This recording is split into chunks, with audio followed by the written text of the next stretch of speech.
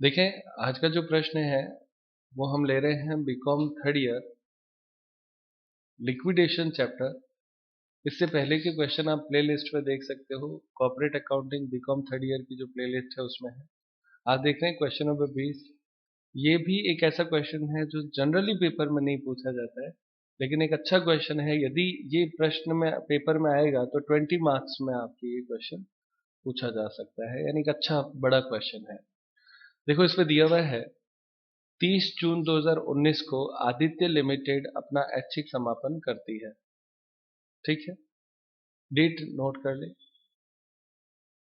उसके बाद में इसके दायित्व तो निम्नलिखित थे। लाइबिलिटीज जो थी वो इस तरीके से है। 6% debenture with floating charge on asset except uncalled capital, तो 2 लाख रुपए की होगी। उसके बाद में interest due on debenture for 1 year, ये भी दे रखा है प्रश्न में ही, तो दोनों साथ में आ जाएंगे।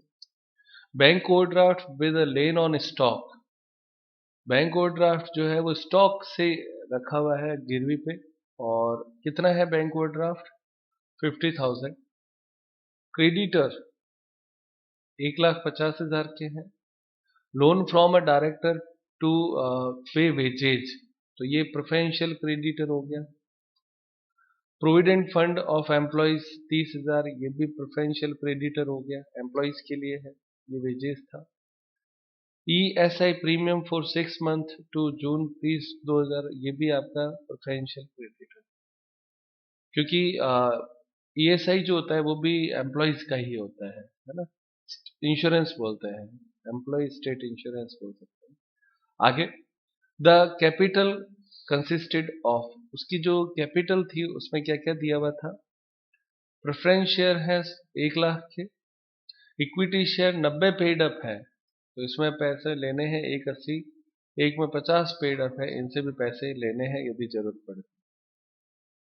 अब आपके आगे जो डिटेल दे रखी है वो इस तरीके से है। सॉरी बच्चों, यहाँ पे वापस स्टॉक को अलग से दिया है और अदर एसेट्स को भी अलग से दिया है। इसने लिखा 15 जून, स्टॉक जो था वो इस तरीके से था। इसने लिखा है assets realised by the liquidator as follows. Liquidator ने कौन कौन सी डेट से कितना कितना पैसा कमाया या प्राप्त किया, रिसिप्ट करा। तो वो कहता है स्टॉक से 20,000 और अदर एसेट से 1,50,000। फिर उसके बाद में अगस्त 14, 2019 स्टॉक से 20,000 और अदर एसेट से 1,40,000। 15 तारीख को 40,000 और 1,50,000, तो 3 अलग अलग डेट को ये दिया हुआ है। तो इस प्रश्न में जो मेन पार्ट है वो ये है कि अब तक किसी भी प्रश्न में ऐसा नहीं आया था कि एसेट्स अलग अलग डेट को रियलाइज हुए थे, है ना। उसमें सीधा ये लिखा हुआ था कि इतनी एसेट से इतना मिला, इतनी एसेट से इतना मिला, तो अलग अलग नहीं था। तो ये एक नयापन है इसमें, और हमारे लिए इसमें है क्या वो भी हम देखते हैं कि इसको कैसे करना है। प्रश्न में वो कहता है, इंग्लिश वाले यहाँ देखें, निस्तारक को संपत्तियों के विक्रय से प्राप्त राशि पर 2%, ये बात कॉमन है। लिक्विडेटर को 2% इनके जो सेल हुआ उससे मिलेगा। इक्विटी अंशधारियों को अपनी अधिकतम दायित्व सीमा से बचत पर 25% पारिश्रमिक पाने का अधिकार था। ये लाइन अब तक पहली बार आई है, और ये समझ में भी नहीं आएगी पहली बार में, तो ये कहना क्या चाह रहा है। क्यों? क्योंकि अब तक हमेशा आपको ये था कि इनको इतना पेमेंट करोगे तो जितना पेमेंट करोगे उस पे आपको क्या मिलेगा? कमीशन मिलेगा। इस बार ये कहता है, देखो वापस एक बार देखें, इक्विटी अंशधारियों को अपनी अधिकतम दायित्व सीमा से बचत पर 25% पारिश्रमिक पाने का अधिकार है। इसका मतलब ये कहना चाहता है कि जो इक्विटी शेयर होल्डर है उनकी मैक्सिमम लायबिलिटी पहले तो होती कितनी है हम ये समझें, तो 100 रुपए एक इक्विटी शेयर की मैक्सिमम लायबिलिटी होती है ना। अब वो कहता है कि आप हमसे रुपए मांगोगे, तो रुपए जब आप हमसे मांगोगे तो जितना आप नहीं मांगोगे वो हमारी बचत है। इक्विटी शेयर की बचत क्या है? जो हम उनसे नहीं मांगेंगे। क्या ये बात समझ में आती है ना? तो जो बचत होगी उस पे 25% देगा। सही है ना? लाइन समझ में आती है? अब मैं तीसरी बार लाइन को पढ़ूंगा, आप भी पढ़ लो। इक्विटी अंशधारियों को अपनी अधिकतम दायित्व सीमा यानी 100 रुपए पर शेयर से बचत पर 25% पारिश्रमिक का अधिकार है।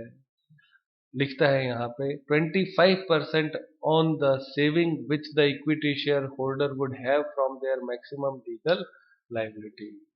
अब 100, जैसे फॉर एग्जाम्पल, अब इसको और एग्जाम्पल से पुष्ट करता हूँ। 100 रुपए लाइबिलिटीज है, आपने उससे 80 रुपए ही मांगे, 20 रुपए उसकी बचत कर दी ना, तो वो कहता है 20 रुपए का 25% तुम्हें मैं दे दूंगा। समझ में आ गई लैंग्वेज? करेंगे कैसे वो तो सवाल में आ जाएगा अभी। ऋणपत्रधारियों ने 30 जून 2019 को 19 के पश्चात के ब्याज का परित्याग कर दिया। ले, ये भी अच्छा है, पहली बार है। डिबेंचर होल्डर ने कहा कि 30 जून 2019 तक का ब्याज तो हमें दे दो, उसके बाद का ब्याज हमें देने की आवश्यकता नहीं है। ऐसा क्यों कह रहे हैं? क्योंकि 30 जून के बाद में, जून के बाद में जुलाई आता है, तो उसने ये बेचने का प्रोसेस बाद में शुरू किया था, तो उस ड्यूरेशन का वो उनसे कोई भी ब्याज नहीं ले रहा है। वो कहते हैं 30 जून तक दे दो। हमारी बैलेंस शीट कहां तक दे रखी है? 30 जून तक ही दे रखी है, और उसने 30 जून तक का ये 12,000 ही उसको देना है, एक्स्ट्रा कुछ नहीं देना। आगे निस्तारक ने 10,000 रुपए व्ययों के लिए सुरक्षित रखकर, जो अंततः 8,000 रुपए हुए और जिनका भुगतान 15 सितंबर 2019 को किया गया, संपत्तियों से प्राप्त राशि को जब वह प्राप्त हुई तब विभिन्न पक्षों को उनके अधिकारों के अनुपात में वितरित किया गया। दोबारा से इस लाइन को वापस पढ़ता हूं, अब मेरे साथ साथ देखें। निस्तारक ने 10,000 रुपए, लिक्विडेटर ने 10,000 रुपए अपने खर्चों के लिए सुरक्षित रख लिए। भाई उसे ये नहीं पता, अलग अलग डेट दे रखी है ना, तो इस बार इसने कहा कि उसने 10,000 रुपए रोक के रख लिए कि यार ये मेरे पास रिजर्व पड़े हैं। क्लियर? आगे किस लिए रखे थे? अपने खर्चों के लिए, लिक्विडेशन एक्सपेंसेस के लिए, जिसमें से वो कहता है वास्तव में 8,000 रुपए ही खर्च हुए थे। तो इस सवाल में हमें 2 बार एंट्री करनी पड़ेगी, पहले 10,000 रुपए सुरक्षित रखने की और उसके बाद में 8,000 रुपए लगने की। तो ये 2 एंट्री अपने को इसमें करनी है। कैसे होगी उसकी चिंता नहीं करना है, वो तो सवाल करेंगे तो सीख जाएंगे, पर 2 बार करना पड़ेगा। 10,000 भी लिखना है और 8,000 भी लिखना है। आगे आगे लिखते हैं जिसका भुगतान 15 जून 2000 सितंबर को किया गया। यहां तक तो खत्म। अगली बात, जहां से प्रश्न बदलता है, संपत्तियों से प्राप्त राशि जो ऊपर यहां पे मिली थी, ये जब वह प्राप्त हुई तब विभिन्न पक्षों को उनके अधिकारों के अनुसार वितरित कर दिया जाएगा। यानी हमें डेट वाइज सवाल को करना है। जैसे जैसे बेचने से पैसे आते गए वैसे वैसे आप पेमेंट करते गए। तो आपका जो लिक्विडेटर का अकाउंट बनेगा ना, तो उस अकाउंट की विशेषता ये होगी कि वो आपके 3 अलग अलग डेट को बनेगा, 15 जुलाई को, 14 अगस्त को और 15 सितंबर को। जुलाई अगस्त सितंबर 3 हिस्सों में वो बट जाएगा।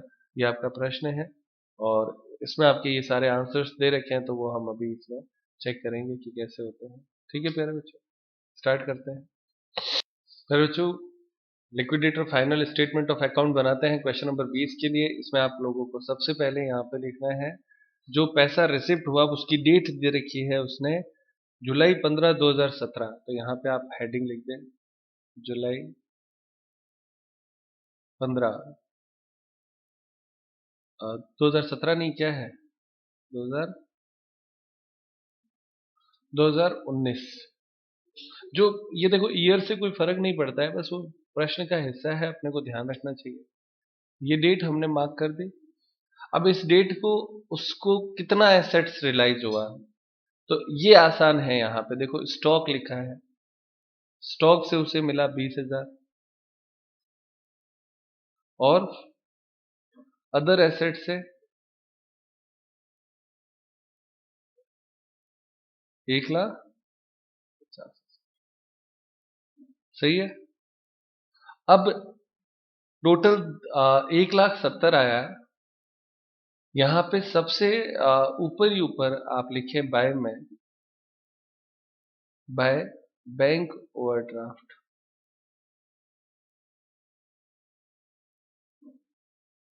क्यों? क्यों बच्चों?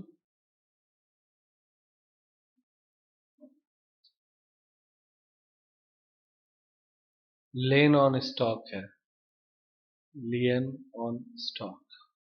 स्टॉक के पास गिरवी है तो ये 20,000 तो पूरा पूरा किसमें चला जाएगा? बैंक ओवरड्राफ्ट में। अभी आप कहोगे सर आप हमेशा तो क्या करते थे कि 20,000 अंदर लिखते थे, उसमें से 20,000 घटा के बाहर नील लिख देते थे।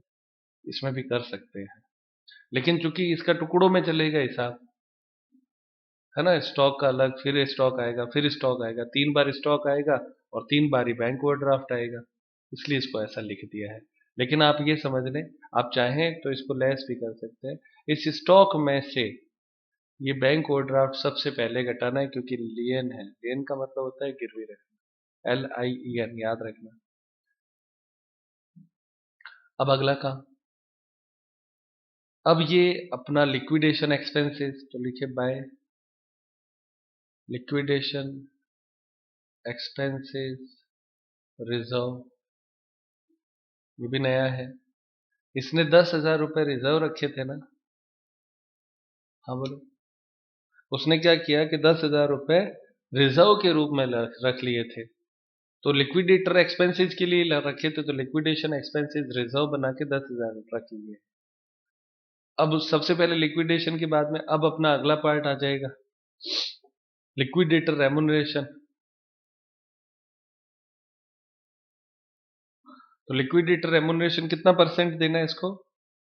2% ऑन एसेट्स रियलाइज्ड, यानी 1,70,000। कितना होता है? 3,400। सही चल रहा है बच्चों? सबसे पहले लिक्विडेशन एक्सपेंसेस होता है, उसके बाद में कौन होता है? Liquidator remuneration. इसी क्रम में तो करते हैं। ये केवल 20,000 दोनों तरफ ऊपर ऊपर लिख दिए हमने, ताकि हर बार अपने को इस प्रश्न में करना पड़ेगा। उसके बाद में अब पैसा अपने पास है, लिक्विडेटर का काम सारा खत्म हो गया। जो 25% देना है वो तो सबसे लास्ट में देना है, लास्ट डेट को, तो आज तो देना नहीं है, इसलिए उसको लिखेंगे नहीं। तो अब अपने ले लो debenture, preferential creditor, preferential creditor, सही बात है ना? प्रेफरेंशियल क्रेडिटर कितने रुपए के दे रखे हैं, हमने मार्क किए थे, बताना तो बेटा एक बार थोड़ा सा, अलग अलग बोल दो। पहला 10,000, दूसरा 30,000 और तीसरा 1,000, सारे जोड़ने पर 41,000।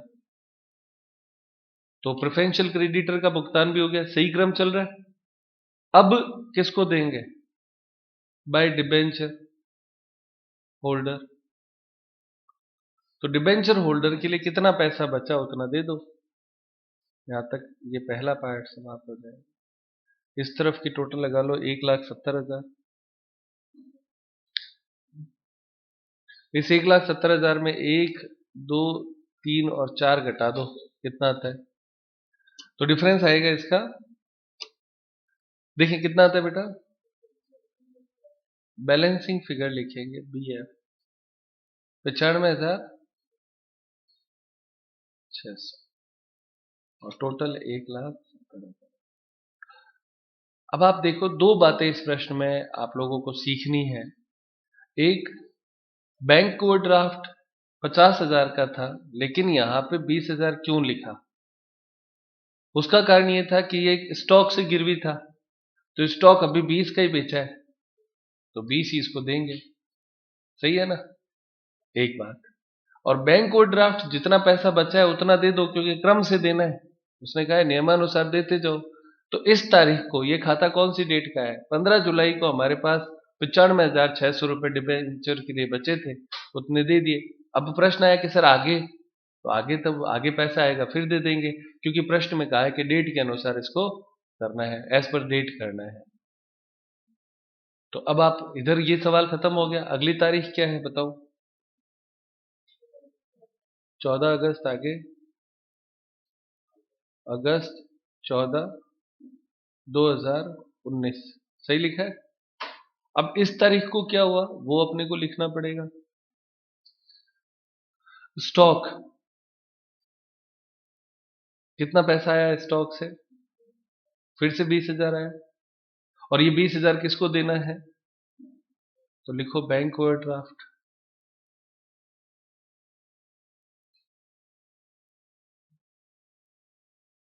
बैंक ओवरड्राफ्ट कितना लिखेंगे? स्टॉक 20,000 आया, 20,000 और दे दो, तो टोटल बैंक ओवरड्राफ्ट कितने का पेमेंट हो गया यहाँ तक? 40,000 का। 10 अभी भी बाकी है, अगली डेट में देंगे, है ना। और ब्रैकेट में लिख दो लियन, LIEN, लियन। अब उसके बाद में अगला पार्ट, ये तो काम पहले ही खत्म हो गया। अदर एसेट से कितना रुपया आया? अदर एसेट्स कितना? 1,40,000। इस डेट को भी इतना ही पैसा आया, इससे ज्यादा आया ही नहीं। सही है ना। अब इधर पेमेंट में आ जाओ। पीछे कहां तक पेमेंट करते हुए आए थे? डिबेंचर तक का किया था। क्या डिबेंचर पूरा कर दिया था क्या? नहीं हुआ था ना। तो यहां पे लिख दो डिबेंचर होल्डर, ब्रैकेट में लिख दो बैलेंस।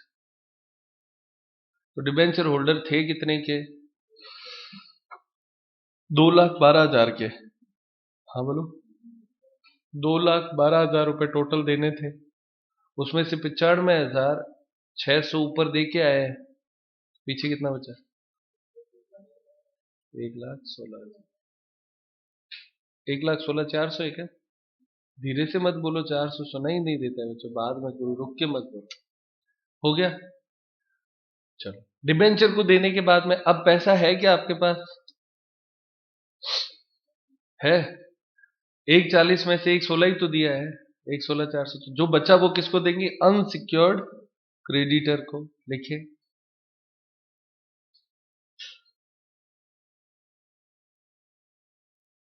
तो अनसिक्योर्ड क्रेडिटर कितने हैं? प्रश्न में देखो, क्रेडिटर 1,50,000 दे रखा है ना। तो 1,50 में से यहां पे सारा तो दे ही नहीं सकते, तो जितना दे सकते हो उतना दे दो, डिफरेंस निकाल लो, यहां तक का टोटल लगा लो। इधर का टोटल तो है 1,60,000। इसमें से ये घटाने पर कितना आता है बच्चों? Balancing figure 23,600। समझ में आ रहा है बच्चों सवाल? है ना। डेट होने से बस ये हो गया कि टुकड़ों में चलेगा, और कुछ नहीं है, सवाल वही है सारा। अब अगली तारीख बोलो। 15 सितंबर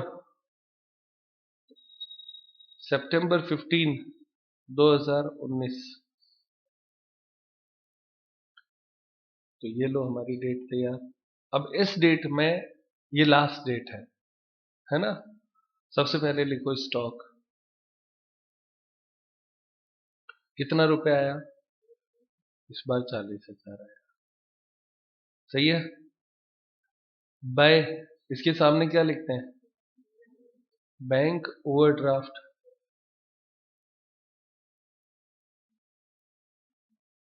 लेन ऑन स्टॉक कितना लिखोगे? 10,000 लिखेंगे इस बार। सही है ना। तो अब बैंक ओवरड्राफ्ट अब समाप्त हो गया। इसका मतलब 30,000 इसमें बच गया, वो बैलेंस हमारे काम में आ जाएगा। फिर अदर एसेट्स। अरे, एक चीज तो लिखी नहीं यार, ऊपर वाले सवाल में। बोलो क्या? एक एक करेक्शन है यहाँ पे, पढ़ा रहे। ये संख्या हटाओ यहाँ से। बताओ क्या बोले? By liquidator remuneration 2% on 1,60,000। ये कौन देगा? ये ना। इसको हर बार देना है, जो जो एसेट्स बेचेगा 2% लेगा नहीं क्या? कितनी बार कहा है, आप अपने आप को लिक्विडेटर मानो, कभी नहीं भूलोगे। चल, कितना हुआ बेटा इसका? 2% निकाल दो। 1,60,000 का 2%, 3,200। अब बैलेंसिंग फिगर यहाँ पे आ जाएगा। पहले वाले में से कम कर दो 3,200 रुपये। 20,000, 20,400। और ये टोटल हो जाएगी 1,60,000। कोई दिक्कत मेरे बच्चों? सही है ना, सही भूले थे हम। याद करना था ना इसको। हाँ तो बोलो। अभी याद आया मेरे को, यहाँ पे देना था ना। तो अदर एसेट्स कितनी है?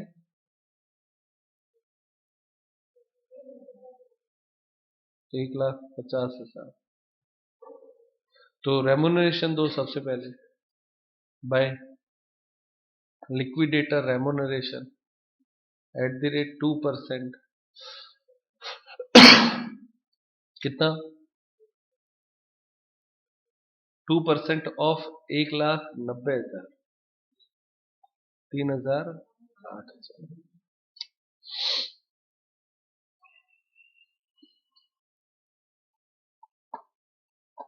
हो गया यहाँ तक? ऊपर वाला समझ में आ गया ना? लिक्विडेटर का रेमुनरेशन भूल गए थे ना, लिखना है। यहाँ तक ओके है। अब देखो, वो जो लिक्विडेटर रिजर्व बनाया था ना, वो यहाँ पे लिख दो,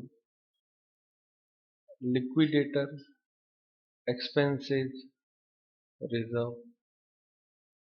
इसके आगे स्टार लगा दो।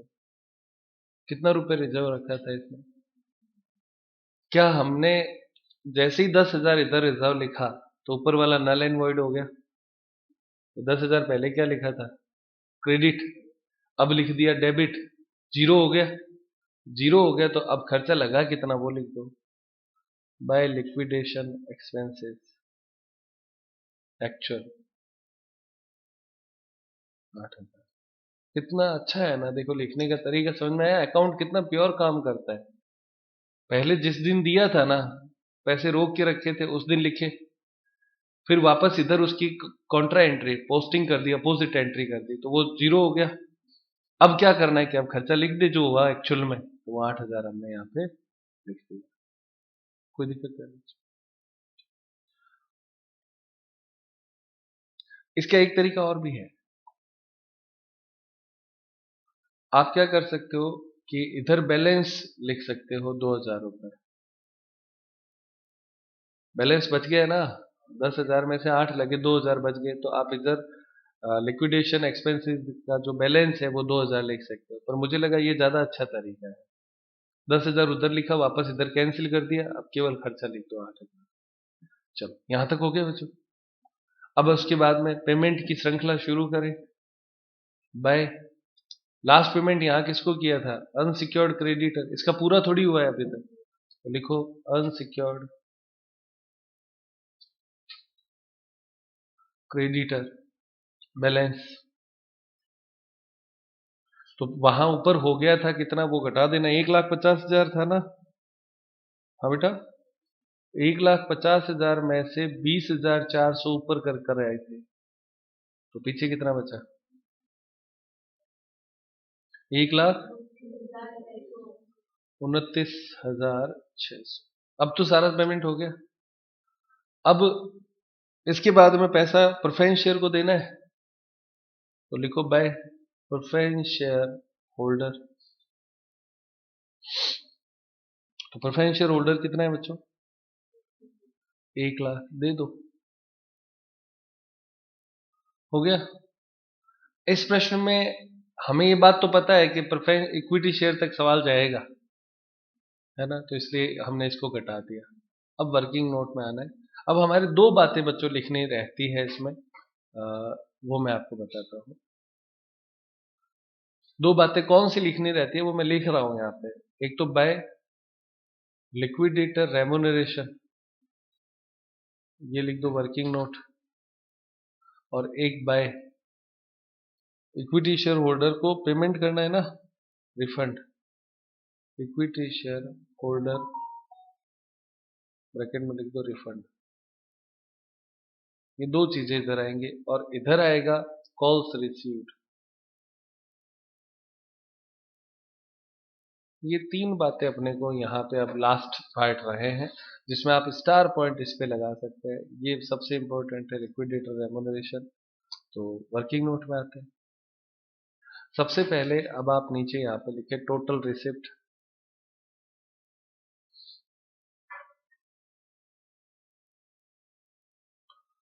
तो टोटल रिसिप्ट कितनी है बच्चों?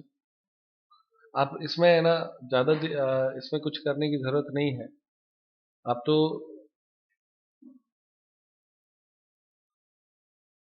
अब तक का बैलेंस निकाल सकते हो क्या? ये इधर की टोटल कितनी आती है बोलो ना? 2 लाख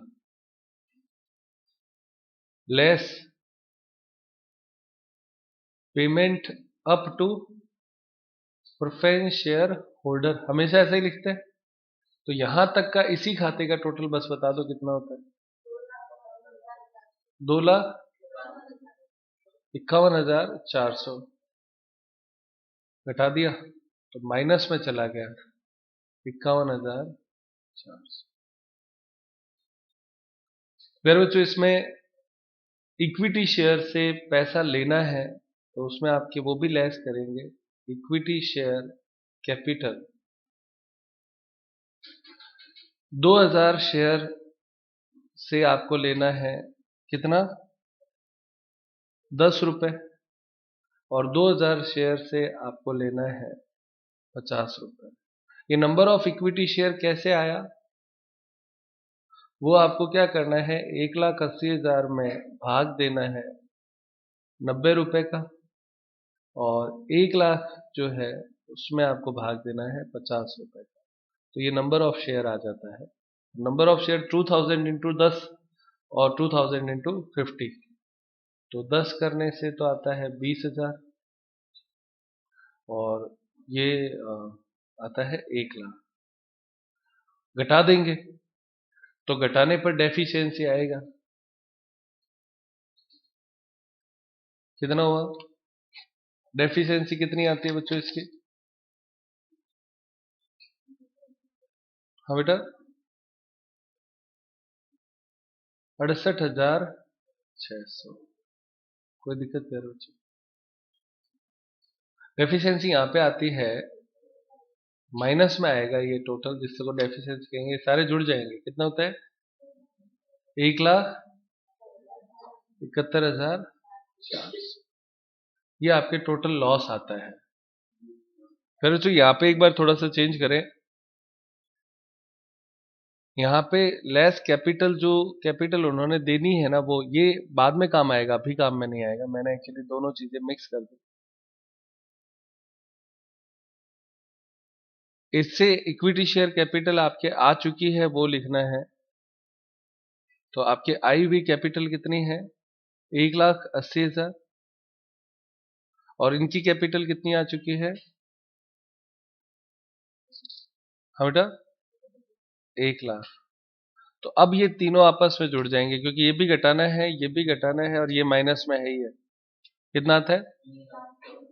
81,000, 31,400। ये डेफिशिएंसी आएगी। हमेशा ऐसे ही करते हैं। वो कॉल मनी अभी काम में अब आएगी, इसके बाद का स्टेप है वो। मैंने क्या पहले लिख लिया उसको। तो यहां तक आने के बाद में अब आप डीपीएस, डेफिशिएंसी पर शेयर निकाल सकते हैं। 3,31,400 बट्टे 4,000 शेयर का भाग दे दो,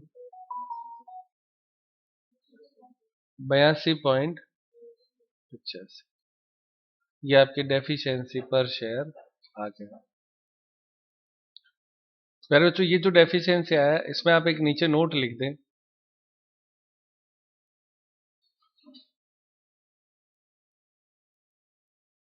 डेफिशिएंसी बिफोर रेमुनरेशन। अभी तक एक रेमुनरेशन बाकी है ना, इसलिए उसको और करते हैं, देखो कैसे होगा। अब हमारा काम, अगला स्टेप शुरू करेंगे। यहां पे लिखें रेमुनरेशन।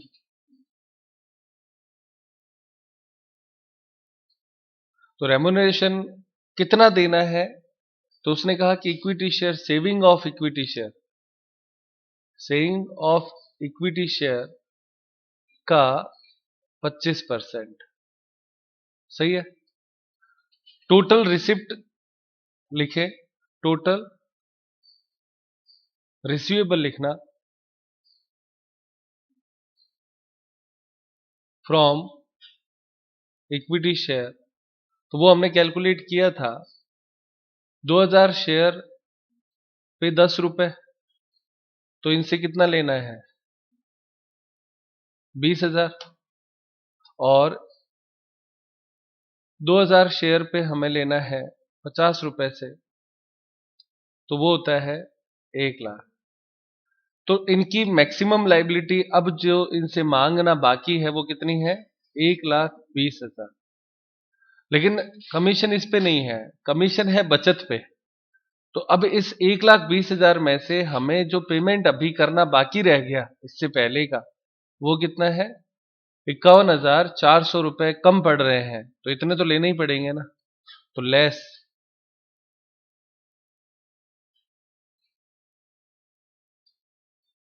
पेमेंट ड्यू, तो वो 51,400, इतना रुपए हमें उनसे लेना पड़ेगा। सही है ना? लैंग्वेज पे गौर करना। तो इनकी बचत कितनी हो जाएगी? तो 1,20,000 लेना था, लेकिन हम उनसे 51,400 ही लेते हैं, तो फिर बचत कितनी हुई? 68,600। ये संख्या जो हमने पहले कैलकुलेट कर दी थी ना, वो अब काम आएगी यहाँ। इस 68,600 पे कमीशन देना है, तो लिखिए कमीशन। ये बचत है, सेविंग लिख देना। ये 68,600 इंटू 25/125 कितना आता है? कितना? 13,720। हो गया बच्चों? ये आपका खर्चा और लगेगा। सही है। अब आते हैं यहां पे, देखो ऊपर प्रश्न देखो, इसमें हमने डेफिशिएंसी कितनी ली थी? 3,31,400। उसमें ये खर्चा और बढ़ गया रेम्यूनरेशन का, तो अब लिखो टोटल डेफिशिएंसी।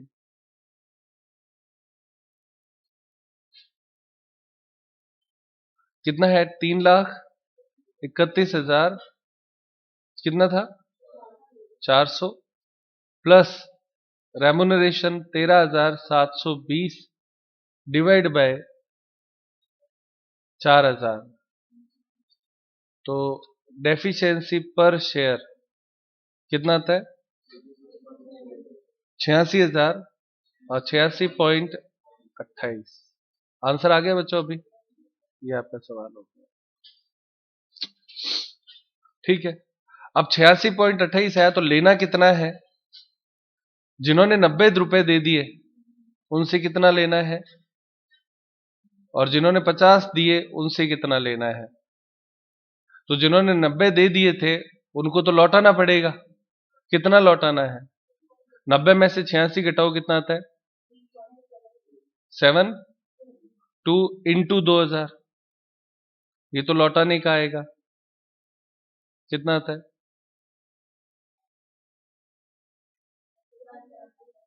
7,440। ये रिफंड है। सही चल रहा है ना बच्चों अभी? और 50 रुपए जिनसे आए थे उनसे लेने थे 86.28, तो इनसे अभी मांगेंगे कितने? कॉल कितने करेंगे? 36.28 इंटू 2,000 शेयर। तो इनसे आप कॉल करेंगे 72,560। ये आपके कॉल हो जाएगा, कॉल्स रिसीव्ड। हो गए बच्चों सारी चीजें? और रेम्यूनरेशन हमने निकाला ही था 13,720। 3 चीजें अपने को चाहिए थी, तो सवाल में चलते हैं। 3 चीजें आ गई है, देखो है ना? ये चाहिए था, ये चाहिए था और ये चाहिए था। तीनों चीजें कैलकुलेट कर ली, कुछ भी वेस्ट नहीं किया। यहाँ पे आंसर पहले फेज में नहीं आया था, तो हमने कहा कि नहीं, इसको हम क्या कर देते हैं, बिफोर रेम्यूनरेशन लिख देते हैं, ताकि ये दोबारा से एक्सरसाइज नहीं करनी पड़े। अब आप यहाँ पे आ जाओ मेन सवाल में। देखो 3 जगह हमने छोड़ रखी थी। सबसे पहले कॉल्स रिसीव्ड कितनी होगी? 72,560। सही है। रेम्यूनरेशन कितना आया? 13,720। और रिफंड कितना निकाला? 7,440। अब अगर दोनों तरफ टोटल बराबर आती है, मतलब सवाल सही है। कितना आता है टोटल? 2,72,560। और इधर भी 2,72,560। ये आपका इतना ही सवाल है। समझ में आया फिर? बस ये इतना ही। इसमें क्या था, यहाँ पे बस ये थोड़ा सा ध्यान रखना है, हमने क्या डेफिशिएंसी रेम्यूनरेशन से पहले निकाल ली थी।